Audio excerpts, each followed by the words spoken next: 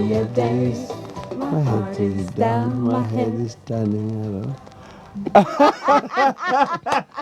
He sings. The voice you are hearing it in the background is not Chris Dunning, Jamaican farewell. It is the Right Honorable Prime Minister Raila Odinga with us in the studio. Karibu sana. Nice to have you. And we do apologize to keep you waiting. But finally, we are on air. People have been waiting for a while. And we do apologize. The guys on Twitter are going stuck, raving mad. But we are here. Now, as we kick off, of course, it's only fair to start off with your career in politics and ask, when did it start? It's been, 3 decades? Why do you wake up every single day and say, I am going to go and work for Kenyans? Well, let me begin by greeting everybody and saying that I was born in politics. My father was involved in the freedom struggle for this country.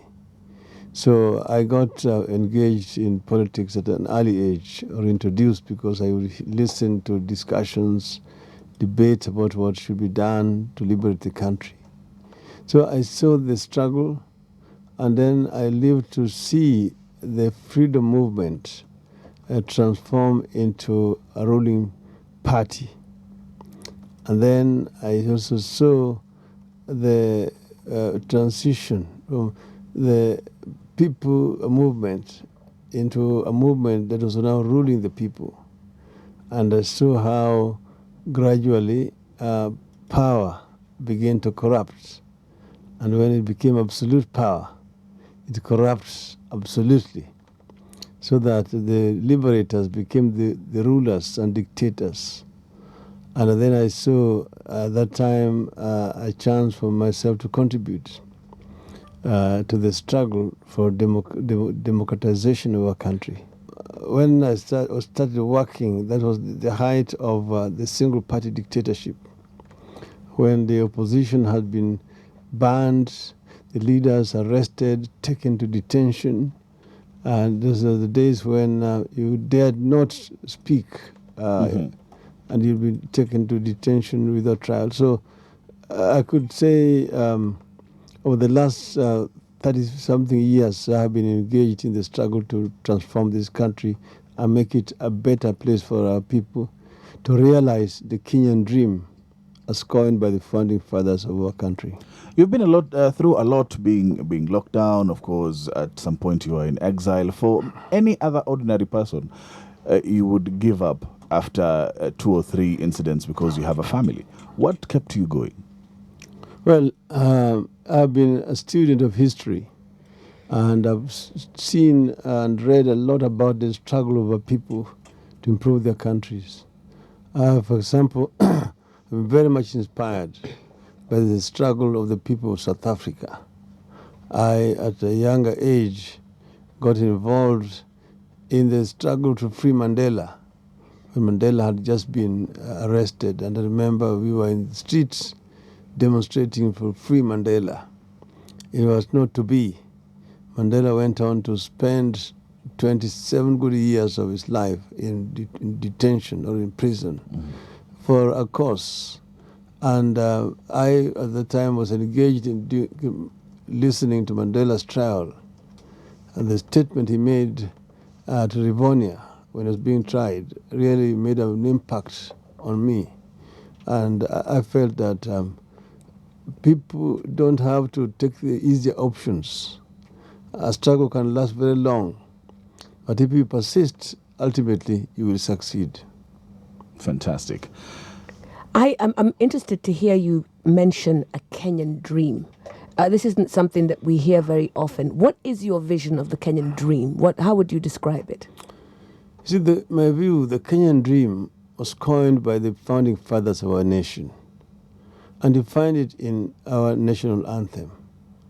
If you take, for example, the first stanza, it goes by saying, God bless this land of ours. Justice be our shield and defender. May we dwell in unity, peace, and liberty. Plenty be found within our borders. In my view, that is a Kenyan dream. You see, first, a God-fearing nation. Secondly, a nation where justice reigns supreme, a democratic society. Then we live in unity, peace and liberty, being a united country where people are not divided along ethnic lines.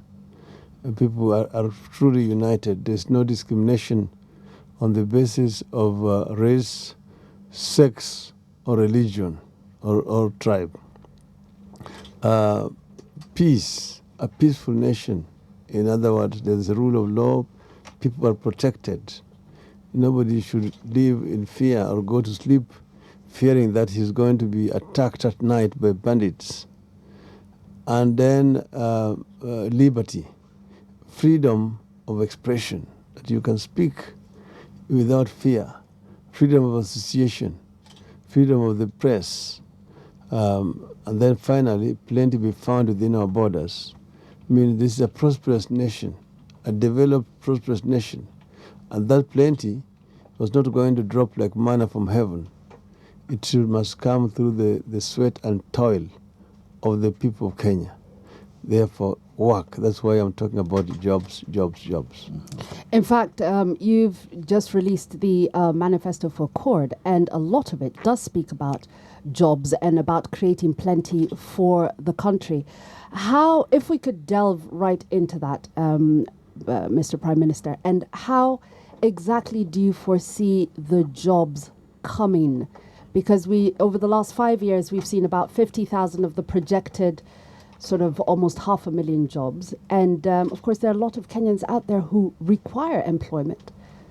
Yes, first, I've mentioned that jobs is basically to realize the Kenyan dream of a country where there's plenty must be found.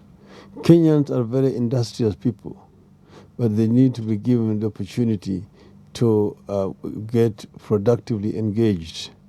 Because if we do that, then the national cake will become bigger and there will be enough for everybody. First, somebody tried to take this further to say, we promise 1 million jobs a year.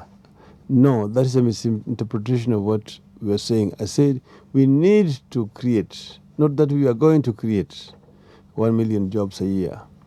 What we are talking about is here, jobs will be created, one, in the field of agriculture. The same, we want to transform agriculture to make it more rewarding to those who are engaged in it by, for example, providing farm implements, by providing quality seeds, by providing agriculture, by introducing irrigation schemes in the country, and also harvesting water. Number two, we are talking here about infrastructure development to open up the countryside. So when we talk about infrastructure, we are addressing roads, energy, water, and communications. Now look at roads. We are not just talking about highways, the thicker highways and so on. We're talking about rural access roads, which will make it easier for farmers to access markets. Constructing those roads through manual labor will create a lot of jobs. Then we are talking about private employment, self-employment. Here we are talking about empowering the people. Remember, we had introduced the Youth Development Fund and Women Enterprise Fund. Those two programs have not succeeded properly. There have been very high rate of failures, and secondly, the youth and women do not have the security that's required to access those funds. They have no title deed, for example. Secondly, they have no skills. So we are looking at the models which have succeeded, for example, in Brazil and in India and Malaysia, where first you begin with skills development, training of the youth into how to start up enterprises. Once they have been trained, then we create seed money in the form of grants, not loans, which they are given money which they don't have to refund. That once these enterprises kick off, then they want to expand them. They now qualify to apply for loan, and they can use these enterprises as collateral to secure those loans. That way, you reduce the failure rates of most of those enterprises. Quite a number of them will succeed, and a lot of jobs can be created in that sector. Then ICT, we have gone to the ICT villages, and here is an area where we can create call centers, business process outsourcing, which will also create a lot of jobs. Finally, we're talking about manufacturing. The big companies. We have here, for example, the 3 special economic zones, Lamu, Mombasa, and Kisumu. This, again, will attract a lot of investors to come and set up enterprises and create jobs.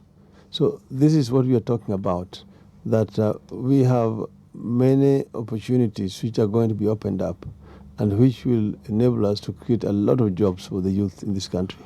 What one might argue is, sir, that you've been part of the system for the past 15, 25 years, yet we are still talking about the same promises that we have. What is it that happened that you couldn't implement some of these things before, and we're going to do it now, since you are part of the government? First, it is not correct to say that I've been part of the system for 15, 20 years. Let me just correct that. I remember I was very briefly, just 1 year in the government, which we formed with Nyayo. I walked out of it. Then when we came up and formed NAC, again I was there only for 3 years. Mm-hmm. And then it is now the coalition government, which has lasted 5 years. So first, you agree that when we took over as NAC, the economy was in ICU. We worked hard to move it from ICU to HDU. And then finally, we've taken it to what you can call the general ward.